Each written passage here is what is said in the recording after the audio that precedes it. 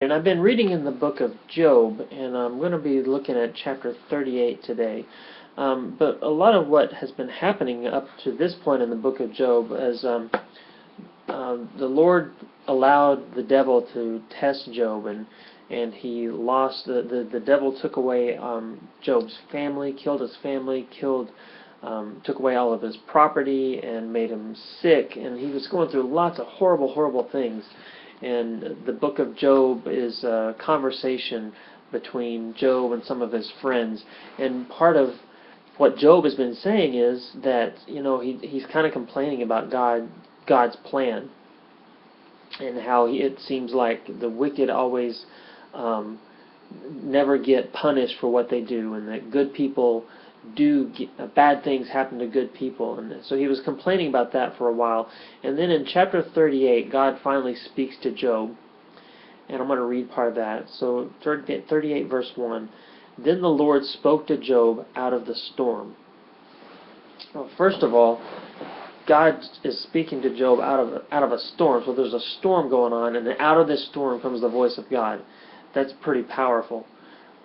And he said, "Who is this that obscures my plans with words without knowledge?" And what that means is God is asking Job, who do you think you are, complaining about my plans and the way that I do things when you have no idea what you're talking about? That's a pretty direct question, straight from God to a man. And then he goes on for the whole chapter 38. He's just asking Job questions. He says, "Where were you when I laid the earth's foundation?" And another question, he says, "Who shut up the sea behind the doors?" He goes on, he says, "Have you ever given orders to the morning?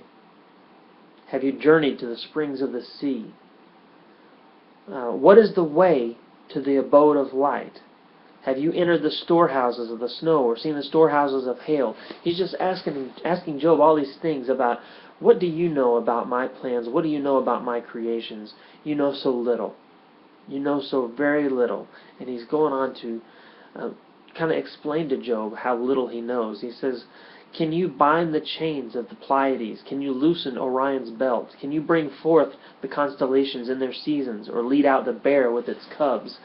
And this is a neat verse because he's talking about constellations and the stars. The Pleiades is a constellation, and Orion is a constellation, and the bear is another name for the Big Dipper. And so he's saying, basically, I put the stars in the sky. I created the constellations, and who are you to question what I do?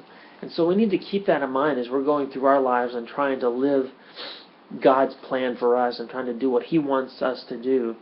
Sometimes we might start to question, why is it happening like this? But the answer is, we don't know.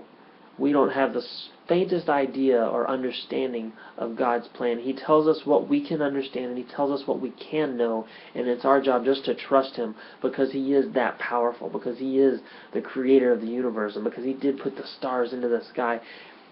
We can't understand that. All we can understand is what He's given us in His Word and what He's told us to do by His Spirit. And our only job then is to just do it. Not to question it, not to try to understand or to try to convince Him that that's not the right way, but just to do what He says, because He is God.